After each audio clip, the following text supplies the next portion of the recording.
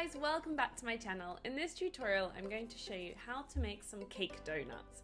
These treats are suitable for all year round, but we're in the lead up to Hanukkah, so I thought it was an appropriate time to make them and share them with you. So let's get started. To start, I'm going to make my regular cake sponge, only this time I'm going to adapt it slightly for those who don't have access to self-raising flour.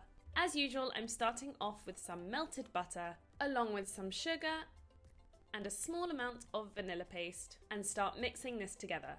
I like using a whisk because it mixes the sugar and butter together quicker. Now for those who are new to my channel, you may be thinking this is a slightly different technique to making a sponge cake, but this is my trick. As you can see, the butter and sugar incorporate very smoothly and you don't get any butter lumps within your mix. Now I can go straight in with my eggs, and as I mix them you can see that the mixture doesn't curdle, so this is another benefit of using my sponge cake technique. Mix that through until I can't see any strands of egg left. And now I'm going to add my flour and baking powder.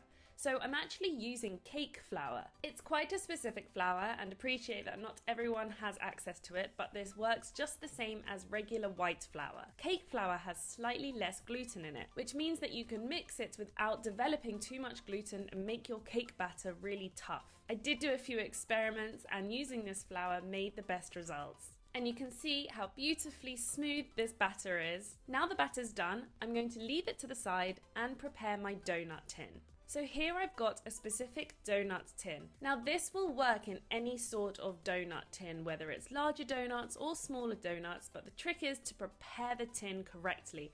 Otherwise your donuts will stick, and we definitely don't want that, especially because we're not going to be putting any paper down. So what I'm going to do, even though it's a non-stick tin, I don't 100% trust it, so I'm going to line it with some melted butter. I'm going to brush a thin layer of melted butter all over the mold, and you can see it is a very non-stick tin. Even the butter is struggling to stay on the sides of the tin. Nevertheless, I'm going to do this anyway. It's always better to be on the safe side.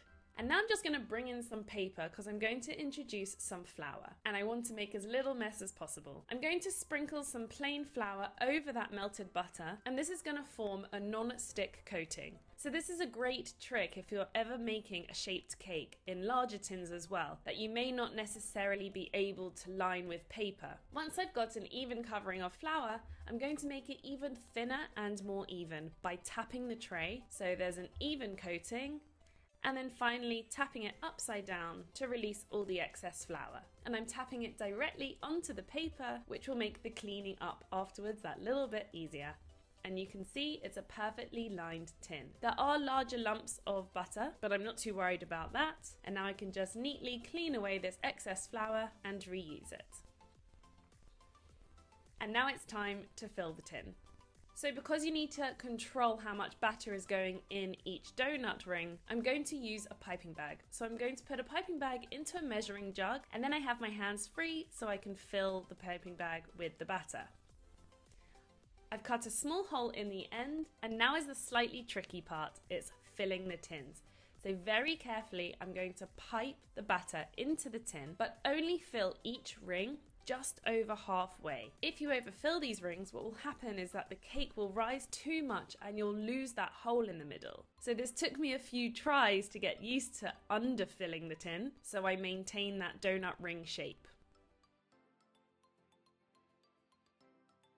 Once you've filled the whole tin, this can now bake in the oven, but just before I do that, I've noticed there's quite a few air bubbles, and so I'm going to tap the tray a few times to release these air bubbles, otherwise they'll stay and create air pockets in the cakes. So now it's ready for the oven. I'm going to put it in at a low temperature, 160 degrees Celsius, so they cook slower, otherwise they'll dome too much and potentially crack on top as well. And these will take 16 to 18 minutes depending on your oven until they're fully cooked and golden brown.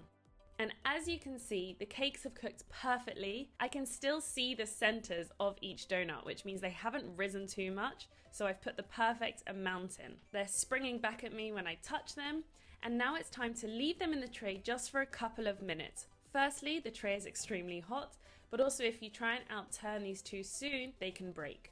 So after a few minutes, the tray isn't so hot anymore. Obviously be careful when handling it, but now it's time to outturn the donuts.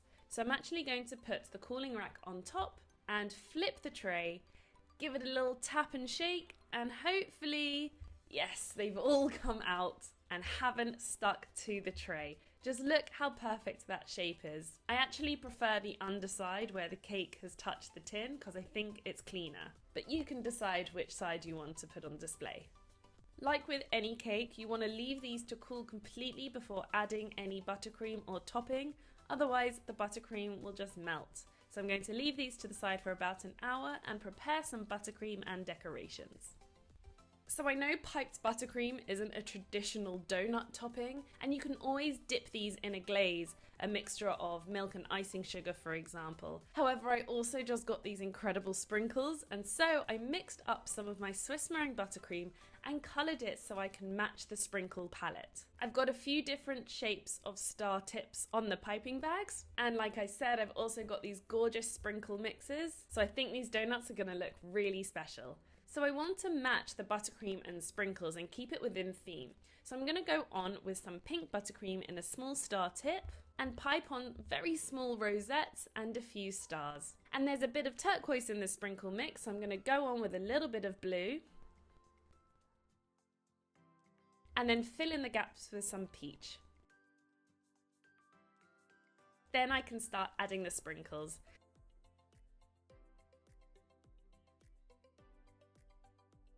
And make it super pretty. Just look how gorgeous that is. Very festive indeed. The next mix is a more gold and neutral coloured mix. So I'm going to mix up some peach buttercream and pink buttercream to keep it more neutral, and then add on the gold and white sprinkles. So we've got some of these metallic rods, some of these chocolate balls, and some smaller decorations.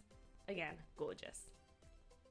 And now we're going to go for a more wintry mix. So I'm going to introduce some blues and greens, and then I thought it needed lifting, so I put some peach on there, and then of course the sprinkles, and I love the accents of gold on this one. So I was obviously using the sprinkles as my inspiration for decorating these donuts, but of course you can decorate them in any way you want. And if you haven't already, go ahead and check out my recipes for my buttercream, whether it's Swiss meringue buttercream or American frosting. Both of them will work, and you can completely play around with this. As I said, you can also glaze them with a thin roll icing like I did in my shortbread video from my Back to Basics. So decide which route you want to go down, and of course just have some fun with it. And there we have my cake donuts topped with colourful buttercream and those gorgeous sprinkles. They look too tempting, so I have to take a bite out of it. And it was just as delicious as I thought it was going to be. You can't really go wrong with cake. I hope you enjoyed this tutorial, and I hope you try these out yourself. I've put the links to the sprinkles and the tray down below, so be sure to check them out. And stay tuned for more upcoming tutorials.